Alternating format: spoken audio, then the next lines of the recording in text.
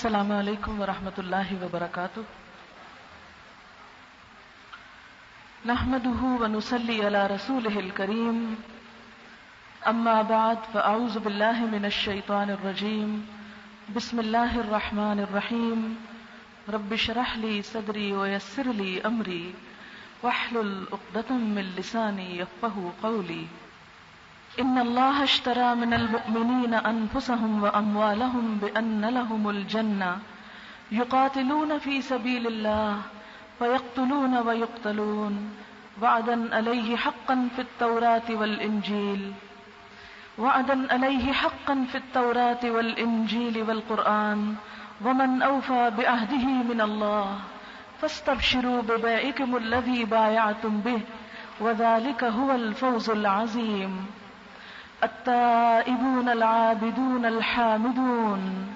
الحامدون السائحون الراكعون الساجدون الآمرون بالمعروف والناهون عن المنكر والحافظون لحدود الله وبشر المؤمنين. ما كان للنبي والذين آمنوا أن يستغفروا للمشركين ولو كانوا أولي قربى من بعد ما تبين لهم أنهم أصحاب الجحيم. وما كان استغفار إبراهيم لأبيه إلا عن موعدة وعدها إياه فلما تبين له أنه عدو لله تبرأ منه إن إبراهيم لأواه حليم. وما كان الله ليضل قوما بعد إذ هداهم حتى يبين لهم ما يتقون ان اللہ بكل شيء علیم. ان اللہ له ملک السماوات والارض یحیی ویمیت وما لکم من دون اللہ من ولی ولا نصیر. صدق اللہ العظیم. شروع کرتی ہوں اللہ کے نام سے جو بے انتہا مہربان نہایت رحم فرمانے والا ہے. حقیقت یہ ہے کہ اللہ نے مومنوں سے ان کے نفس اور ان کے مال جنت کے بدلے خرید لیے ہیں. وہ اللہ کی راہ میں لڑتے اور مارتے اور مرتے ہیں. ان سے جنت کا وعدہ اللہ کے ذمے ایک پکا وعدہ ہے تورات اور انجیل اور قرآن میں. اور کون ہے جو اللہ سے بڑھ کر اپنے عہد کا پورا کرنے والا ہو؟ بس خوشیاں مناؤ اپنے اس سودے پر جو تم نے خدا سے چکا لیا. یہی سب سے بڑی کامیابی ہے. اللہ کی طرف بار بار پلٹنے والے، اس کی بندگی بجا لانے والے، اس کی تعریف کے گن گانے والے، اس کی خاطر زمین میں گردش کرنے والے، اس کے آگے رکوع اور سجدے کرنے والے، نیکی کا حکم دینے والے، بدی سے روکنے والے اور اللہ کی حدود کی حفاظت کرنے والے.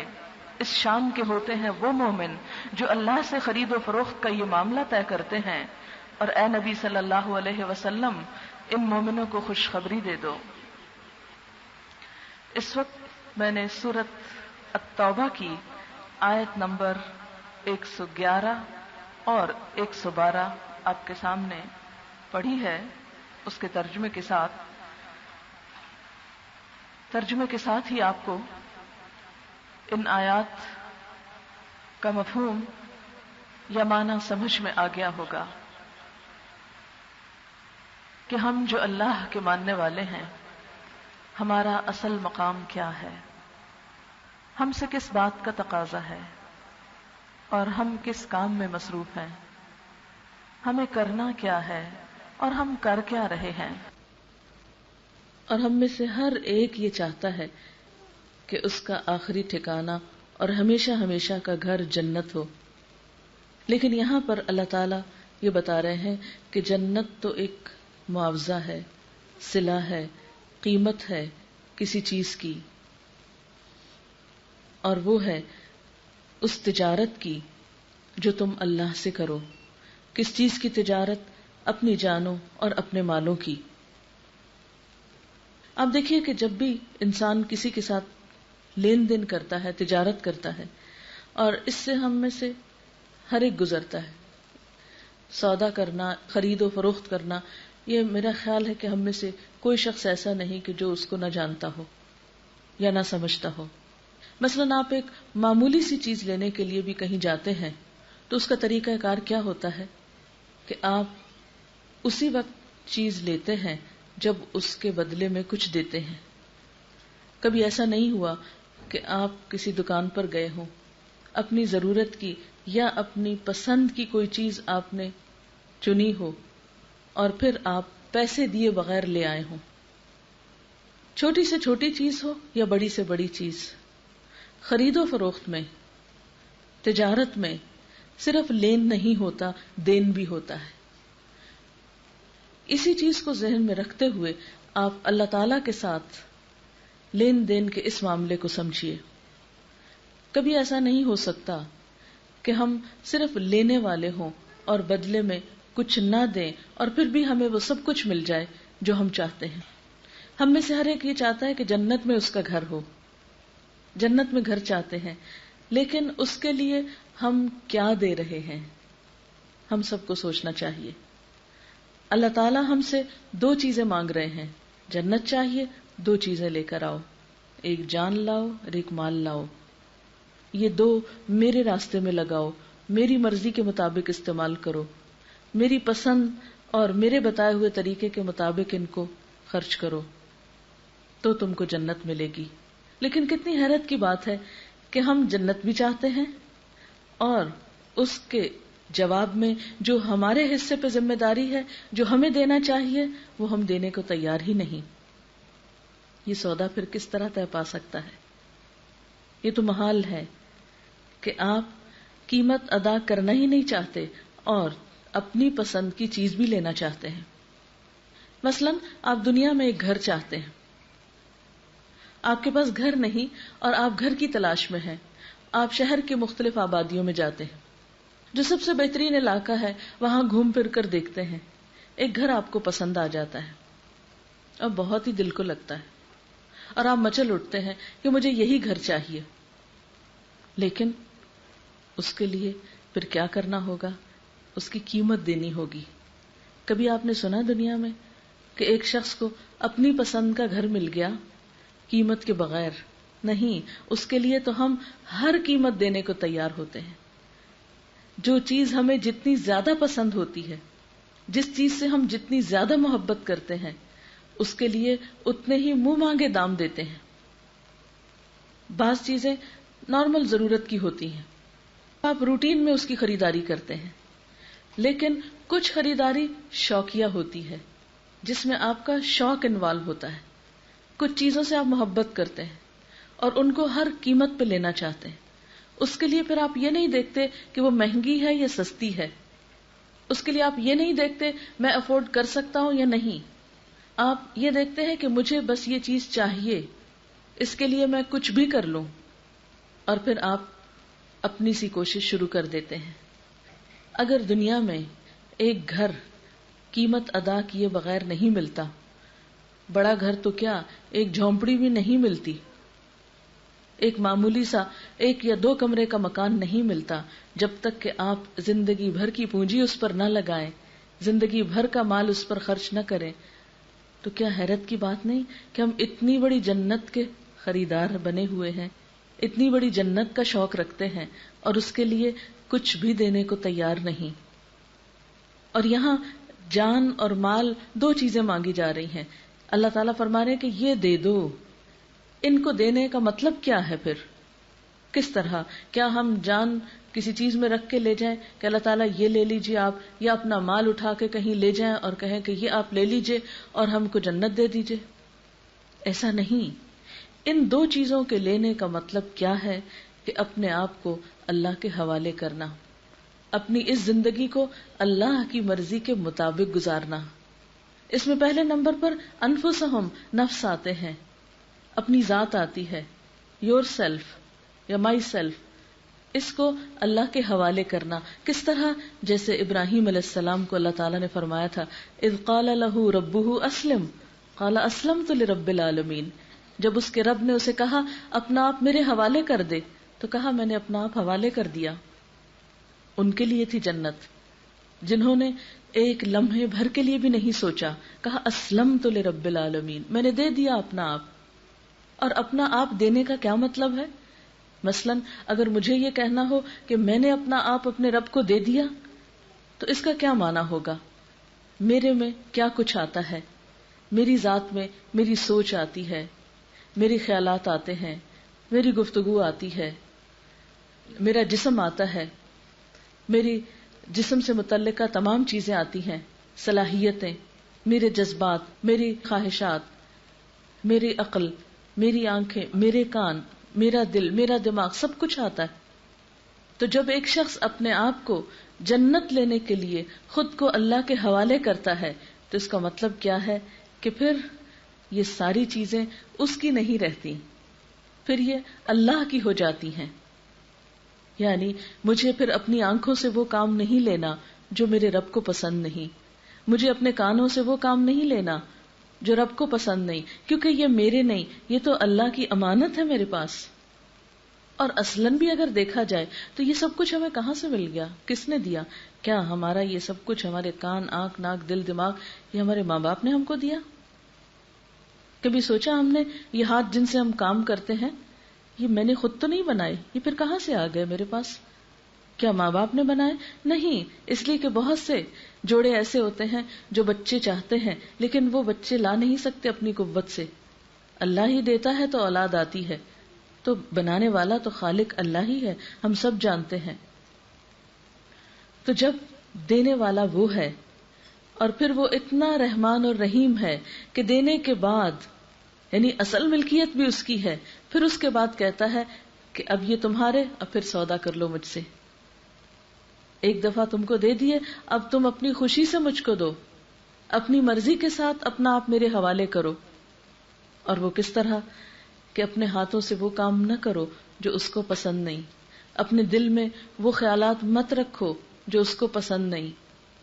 لیکن ہم اپنی زندگیوں کا جائزہ لے سکتے ہیں کہ کیا واقعی ہم نے اپنا آپ اپنے رب کو دے رکھا ہے؟ کیا ہماری زبان وہی بولتی ہے جو رب کو پسند ہے؟ دن میں کتنی بار ایسا ہوتا ہے کہ ہم اپنی زبان کو ذرا روک لیں کہ نہیں، یہ بات اس کو پسند نہیں جس کی امانت ہے یہ میرے پاس. کیا واقعی ہم اپنی آنکھوں سے وہی کچھ دیکھتے ہیں جو اللہ تعالیٰ چاہتا ہے؟ کتنی دفعہ ایسا ہوا کہ حرام چیز کو دیکھ کر ہم نے آنکھیں بند کر لی ہوں یا نگاہیں پھیر لی ہوں یا وہاں سے اٹھ گئے ہوں کہ نہیں، ایسی چیزیں دیکھنا میرے رب کو پسند نہیں، میں نے تو اپنا آپ اپنے رب کی مرضی کے مطابق اس کے حوالے کیا ہوا ہے، اب ان چیزوں پر میری مرضی نہیں اس کی مرضی ہوگی. اپنے دل کی بات، رب کو پسند نہیں کہ ہم اپنے دل میں کسی کے خلاف حسد رکھیں یا بغض رکھیں یا نفرت رکھیں یا اس میں بخل ہو یا کینہ ہو یا خود غرضی ہو یا حرص ہو، اس کو پسند نہیں. لیکن ہم میں سے کتنوں نے یہ کوشش کی کہ یہ برے جذبات ہمارے اندر سے نکل جائیں اور ان کی جگہ اچھی باتیں اندر آئیں. پھر اسی طرح ہم اپنی باقی قوتوں سے، اپنی صلاحیتوں سے، جو بھی اللہ سبحانہ وتعالیٰ نے ہمیں دی ہیں، ان سب سے کیا کام لے رہے ہیں؟ کبھی سوچا ہم نے؟ ہمارے صبح سے شام، ہماری یہ زندگی، یہ اوقات، یہ وقت، یہ سب کچھ اس کی امانت ہے. جب ہم وقت ضائع کرتے ہیں، کبھی سوچا ہم نے کہ ہم اپنے سودے کو نقصان دے رہے ہیں؟ کیونکہ جب بھی کسی کے ساتھ سودا ہوتا ہے تو اس کے ساتھ کچھ شرائط طے ہوتی ہیں، اور اگر فریقین شرائط پوری نہ کریں تو سودا ختم ہو کر رہ جاتا ہے. مثلاً بعض اوقات آپ کسی چیز کو خریدنے لگتے ہیں تو اس کی پوری قیمت پہلے ادا نہیں کرتے، اس کی کچھ ٹوکن منی دیتے ہیں جس کو بیانہ بولتے ہیں. آپ بیانہ دیتے ہیں اور پھر کہتے ہیں کہ باقی پیسے اتنے دن میں ادا کر دیں گے، اور اگر آپ باقی ادا نہیں کرتے تو کیا ہوتا ہے؟ بیانہ بھی ضبط ہو جاتا ہے. کبھی ہم نے سوچا کہ اگر ہم نے شرائط پوری نہ کی تو ہماری یہ زندگی بھی ضائع ہو سکتی ہے اور نتیجے میں ہمیں وہ چیز ملے گی نہیں جس کے لیے ہم یہ سوچتے ہیں کہ ہم اپنا آپ دے دیں. تو اللہ تعالیٰ فرماتے ہیں اللہ نے تو ایمان والوں سے خرید لیے. یہ سچے مومن جو ہیں وہ تو اللہ سے سودا کر لیتے ہیں کہ ٹھیک ہے تو ہم کو جنت دے اور ہم تجھے اپنا آپ دیتے ہیں، ہم ویسی ہی زندگی گزاریں گے جیسا تو ہم سے چاہے گا، ہم وہی بولیں گے جو تو پسند کرے گا، ہم وہی کریں گے جو تیری رضا ہوگی، ہمارے وقت اسی طرح استعمال ہوں گے جیسے تو چاہے گا، ہماری پسند اور ناپسند، ہمارا لین دین، ہمارا جینا مرنا تیری ہی رضا کے لیے ہو جائے گا. جیسے کہ حضور صلی اللہ علیہ وسلم کو اللہ سبحانہ وتعالیٰ نے فرمایا تھا قل ان صلاتی ونسکی ومحیای ومماتی للہ رب العالمین. آپ کہہ دیجئے، آپ بول دیجئے کہ بے شک میری نماز، میری قربانی، میرا جینا، میرا مرنا سب کچھ اللہ رب العالمین کے لیے ہے. میں نے اپنا آپ اس کے حوالے کر دیا، اس کو دے دیا. فصل لربک وانحر، اپنے رب کے لیے نماز پڑھیے اور قربانی کیجیے. میری نمازیں، میری عبادتیں، میری قربانی سب کچھ اس کے لیے. ہم میں سے کتنے لوگ ہیں جو ایسا سودا کرنے والے ہیں؟ ہم کہیں ایسا تو نہیں کہ صرف جنت کے تمنائی ہوں، صرف جنت کے طلبگار ہوں، لیکن اس کی قیمت دینے سے جی چراتے ہوں. آپ صلی اللہ علیہ وسلم نے فرمایا تھا، سنو اللہ کا سودا جنت ہے، سنو اللہ کا سودا بہت مہنگا ہے. الا سلعۃ اللہ غالیہ. دنیا میں ایک چھوٹا سا پلاٹ لینے کے لیے ہم پوری زندگی کی کمائی جمع کرتے ہیں. ایک گھر بنانے کے لیے ساری اپنی خواہشات قربان کرتے چلے جاتے ہیں. اپنے کھانے پینے میں کٹ ڈاؤن کر لیتے ہیں بجٹ میں، اپنے پہننے اوڑھنے میں، اپنی باقی تمام چیزوں میں سارے اخراجات کو ہم کم کر لیتے ہیں کہ ہمیں گھر بنانا ہے. گھر بن جائے باقی کام بعد میں ہوتے رہیں گے. پوری زندگی لوگ اپنی داؤ پہ لگاتے ہیں بعض اوقات، پھر جا کر گھر بنا کرتے ہیں. لیکن جنت، آخرت کا گھر، کیا وہ خود سے خود بن جائے گا بغیر اس کی قیمت ادا کیے، بغیر اس پر کچھ کوشش کیے، بغیر کوئی محنت کیے؟ یہ بھلا کیسے ہو سکتا ہے؟ یہ ہمارے ایک آرزو اور ایک تمنا تو ہو سکتی ہے، ایک خیال تو ہو سکتا ہے، لیکن اس خیال کا حقیقت سے کوئی تعلق نہیں. اس لیے ان اللہ اشتری من المؤمنین انفسہم، اللہ نے مومنوں سے خرید لی ان کی جانیں. پھر آپ دیکھیں کہ اس نفس میں ہماری پسند ناپسند اور صلاحیتیں اور طاقتیں اور اوقات کے علاوہ اٹ سیلف ہمارا جسم بھی ہے کہ جس کو ایک مجاہد فی سبیل اللہ موقع آنے پر سنبھال کے اور بچا کے نہیں رکھتا. جب اللہ کا حکم آ جاتا ہے تو اپنی جان بھی دینے کو تیار ہو جاتا ہے، اور یہ اس کا آخری مرحلہ ہے. لیکن یہ تو خاص موقع کی بات ہے جس کا آگے ذکر کیا گیا کہ یقاتلون فی سبیل اللہ فیقتلون ویقتلون، کہ وہ اللہ کی راہ میں جنگ بھی کرتے ہیں، لڑتے بھی ہیں اور مارے بھی جاتے ہیں. یہ جو سودا ہے یا پوری جو بیع ہے یا اللہ تعالیٰ کے ساتھ کیا ہوا جو معاہدہ ہے، اس کی صرف ایک مخصوص شق کا ذکر کیا گیا ہے کہ پھر تو وہ اپنی جان قربان کرنے سے بھی نہیں گریز کرتے.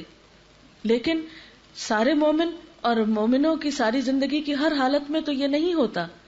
تو پھر باقی لوگوں کا معاہدہ کیا ہوا؟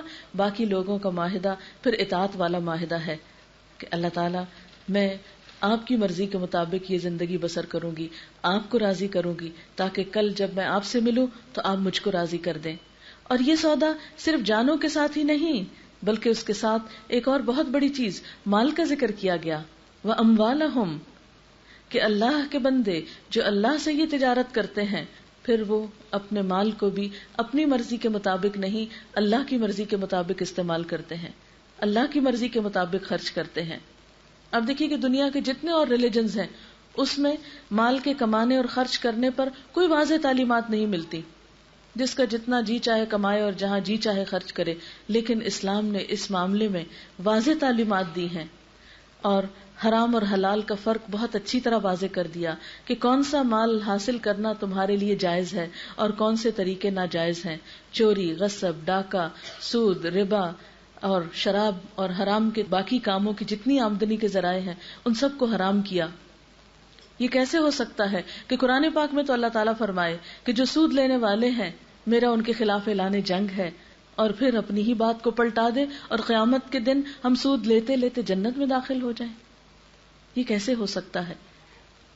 دنیا میں جو دین اللہ نے بھیجا اس میں تو بتایا کہ شراب اور زنا کی کمائی جو ہے وہ حرام ہے، لیکن یہ کیسے ہو سکتا ہے کہ قیامت کے دن ایسا کام کرنے والوں کو پھر وہ بدلے میں جنت عطا کر دے کہ تم نے جیسے چاہے حرام مال کمائے؟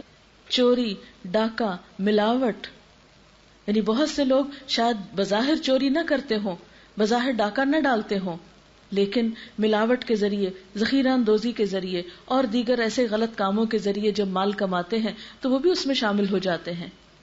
تو یہ کیسے ہو سکتا ہے کہ اللہ کی بنائی ہوئی وہ جنت جس کی وسعت آسمان و زمین کے برابر ہے، جس کو کسی نگاہ نے دیکھا نہیں ابھی تک، جو اتنی خوبصورت ہے کہ جس کا انسان تصور بھی نہیں کر سکتا، جس میں ایک کوڑا رکھنے کی جگہ، یعنی یوں سمجھیے کہ ایک گز بھر جگہ جو ہے وہ دنیا و مافیہ سے بہتر ہے، ہر چیز سے بڑھ کر ہے، یہ کیسے ہو سکتا ہے کہ وہ حرام مال سے حاصل کی جا سکے؟ جنت کو حرام سے نہیں کمایا جا سکتا، جنت کو حرام مال سے نہیں خریدا جا سکتا، اس کے لیے تو حلال چاہیے. اس لیے کمائی کے جتنے بھی ذریعے ہیں ان پر بھی غور کرنے کی ضرورت ہے. اور پھر اگر ایک شخص خون پسینہ ایک کر کے رزق حلال کما لیتا ہے اور اس کے بعد اس کو یہ نہیں پتا کہ اسے خرچ کیسے کرنا ہے، اور وہ صرف خرچ کرتے ہوئے اپنی خواہشات، اپنی تمنائیں، اپنی امیدیں اور اپنی آرزویں پوری کر رہا ہے، تو پھر وہ اللہ کے ساتھ کیے ہوئے سودے کا کیا ہوا؟ جب آپ کو کوئی سودا کرنا ہے تو اس کے لیے ایک مخصوص رقم جمع کرنا ہے، اور اگر اپنی پسند کی چیز خریدنی ہے تو وہ مانگی رقم دینا ہے. لیکن ہم اپنی زندگی پر غور کریں کہ ہمارا کمایا ہوا مال کہاں کہاں خرچ ہو رہا ہے. اللہ تعالیٰ نے ہمارے مال میں جتنے حصے دار بنائے، کیا ہمارا مال وہاں پر استعمال ہو رہا ہے؟ اللہ تعالیٰ نے ہمارے مال میں بندوں کا حق رکھا ہے جو زکوٰۃ کی شکل میں بھی ہے اور زکوٰۃ کے علاوہ صدقات اور خیرات کی شکل میں بھی ہے. اس میں سے کتنے فیصد مال یا کتنا مال اللہ کے راہ میں نکلتا ہے؟ آپ سب جانتے ہیں کہ زکوٰۃ نہ دینے والے کے لیے کیسی کیسی شدید وعید اس قرآن پاک کے اندر بھی آئی. اللہ سبحانہ وتعالی نے سورۃ التوبہ میں ہی یہ بات فرمائی کہ جو لوگ والذین یکنزون الذهب والفضة ولا ينفقونها في سبیل اللہ فبشرهم بعذاب علیم، جو لوگ سونا اور چاندی جمع کرتے ہیں اور اسے اللہ کی راہ میں خرچ نہیں کرتے، ان کو دردناک عذاب کی بشارت دے دو. یوم تکوی بہا جباہہم وجنوبہم، جس دن اسی مال کے ساتھ ان کی پیشانیوں کو داغا جائے گا اور ان کے پہلوؤں کو، وظہورہم اور ان کی پیٹھوں کو، اور کہا جائے گا ھذا ما کنزتم لانفسکم، یہ ہے وہ چیز جو تم نے اپنی جانوں کے لیے جمع کر کے رکھی، یہ ہے وہ مال جو تم دنیا میں اکٹھا کیے رکھے اور اس کو اللہ کی راہ میں خرچ نہ کیا. فذوقوا العذاب بما کنتم تکنزون، چکھو عذاب کا مزہ بوجہ اس کے کہ جو تم جمع کرتے رہے. کنز ایسے مال کو کہتے ہیں جس کی زکوٰۃ نہ دی جائے، جس میں سے اللہ کا حق نہ نکالا جائے. آج ہم میں سے کتنے لوگ ہیں جو یہ جانتے ہوں کہ ان کے ایسٹس کتنے ہیں؟ یعنی بعض اوقات ہمیں اس بات کا بھی ہوش نہیں ہوتا کہ ہمارے پاس کیش کتنا ہے، گولڈ کتنا ہے، چاندی کتنی ہے، یا دیگر وہ کون کون سے اموال ہیں جن پر ہماری زکوٰۃ عائد ہوتی ہے. ہمیں تو شاید یہ بھی یاد نہ ہو کہ سال کب آیا اور کب چلا گیا. اسی لیے حدیث میں شدت کے ساتھ اس بات سے منع کیا گیا ہے کہ انسان اللہ کے اس حصے میں اور بندوں کے اس حصے میں کوئی کمی کوتاہی کرے. ایک حدیث میں آتا ہے کہ قیامت کے دن انسان کا مال گنجے ناگ کی شکل میں، یعنی سانپ کی شکل میں اس کے ارد گرد لپٹ جائے گا اور اس کے جبڑوں پر کاٹے گا اور کہے گا انا کنزو کا انا مالو کا، میں تیرا خزانہ ہوں، میں تیرا مال ہوں. یہ کون سا مال ہوگا جس میں سے اللہ کا حق اور بندوں کا حق نہیں دیا گیا ہوگا؟ اس لیے کہ ہم میں سے کتنے ہی ایسے ہیں کہ جن کے اوپر یہ فریضہ عائد ہوتا ہے، لیکن صرف غفلت کی وجہ سے، صرف لا علمی کی وجہ سے، سستی کی وجہ سے ہم اپنے اس فریضے کو پہچانتے نہیں ہیں اور اس ذمہ داری کو پوری طرح ادا نہیں کرتے جیسا کہ حق ہے اس کو ادا کرنے کا. ہم نے کبھی اپنے انجام پر غور نہیں کیا کہ یہی مال کل انسان کا دشمن ہو جائے گا. کل اسی مال کو انسان چاہے گا کہ کاش سارے کا سارا دنیا بھر دولت ہو اور میں اسے دے کر اپنی جان چھڑا سکوں، تو اس سے کوئی فدیہ قبول نہ کیا جائے گا. جیسے کہ اللہ سبحانہ وتعالیٰ قرآن پاک میں فرماتے ہیں کہ اس سے پہلے خرچ کرو، اس سے پہلے کہ وہ دن آ جائے جس دن نہ کوئی دوست کام آئے گا، نہ رشتہ دار کام آئے گا، نہ کوئی بدلہ لیا جائے گا اور نہ ہی فدیہ دیا جائے گا. یعنی قیامت کے دن یہ مال انسان کو بچانے اور چھڑانے کے کام نہ آ سکے گا. لیکن افسوس یہ کہ ہم میں سے کتنے لوگ ہیں کہ جو اس بارے میں فکر مند ہوتے ہوں.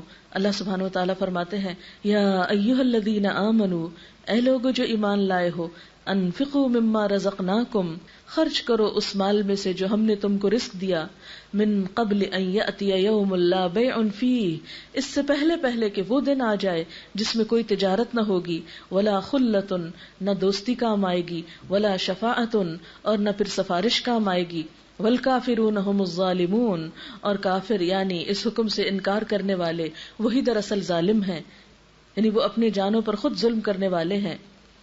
تو اللہ سبحانہ وتعالیٰ فرماتے ہیں کہ جب تم اپنے مال میری پسند کے مطابق، میری مرضی کے مطابق کماؤ گے اور خرچ کرو گے تو جنت کے حقدار قرار پاؤ گے. لیکن آج ہم سب سوچ سکتے ہیں کہ ہمارے مال کس راستے میں اور کتنے اور کہاں پر استعمال ہو رہے ہیں.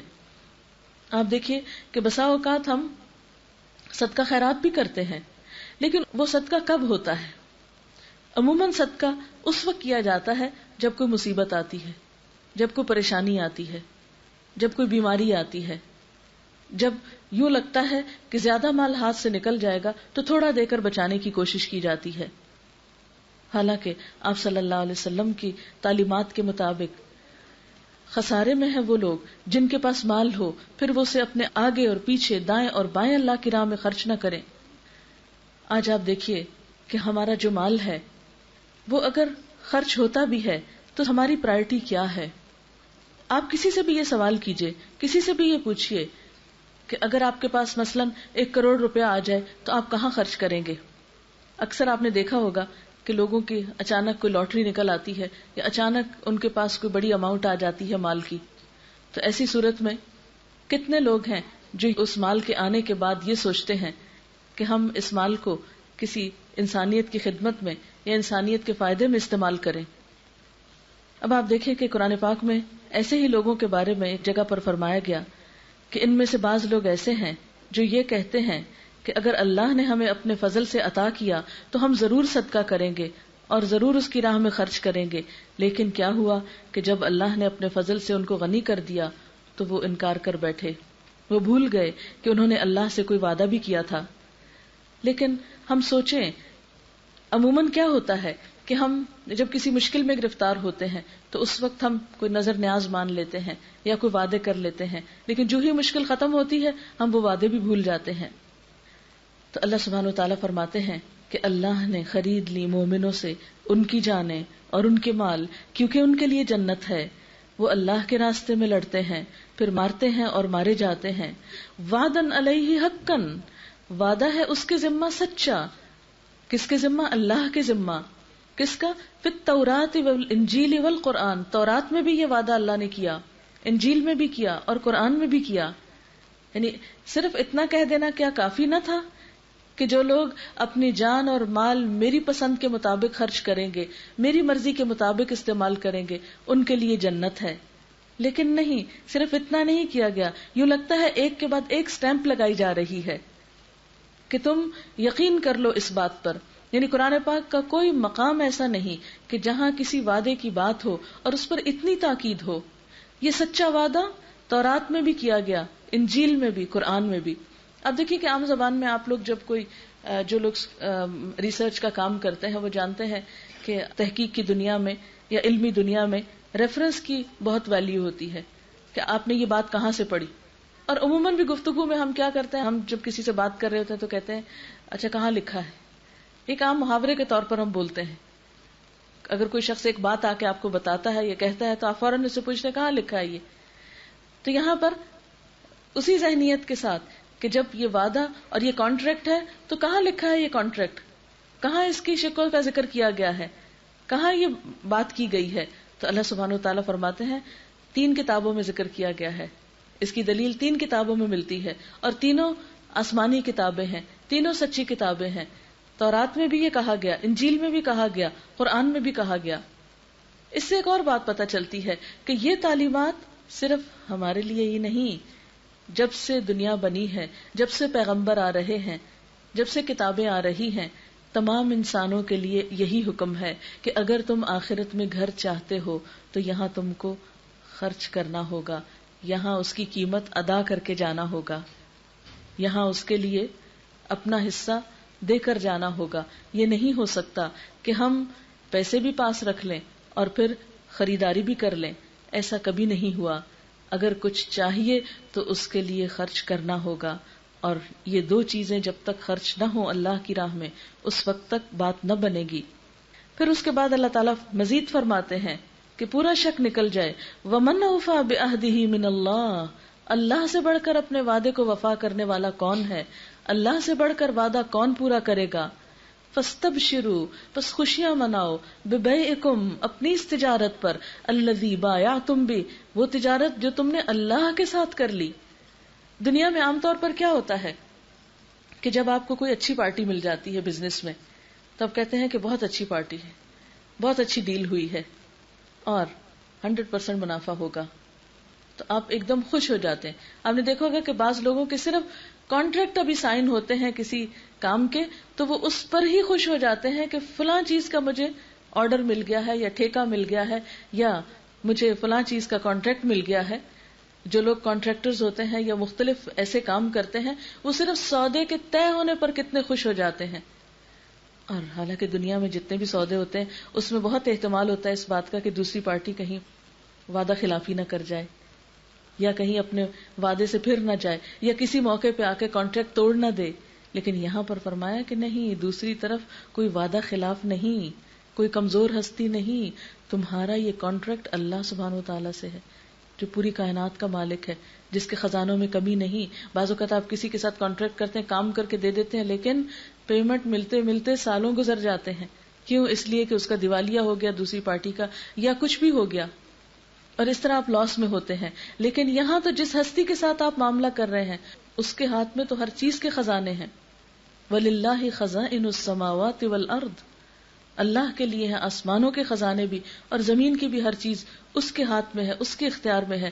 لہٰذا کوئی شخص اپنے دل میں کوئی شک نہ رکھے کہ جب میں نے اپنا آپ اللہ کے حوالے کیا یا اپنا مال اس کی راہ میں دیا، اس کی مرضی اور اس کی پسند کے مطابق، اس کے دین کے لیے یا اس کی خوشی کے لیے، تو ایسی صورت میں مجھے کہیں کوئی نقصان ہوگا یا میرے ساتھ کوئی فراڈ ہو جائے گا یا کوئی دھوکہ کر جائے گا یا کسی بھی طرح کی کوئی مشکل ہوگی. ہرگز نہیں.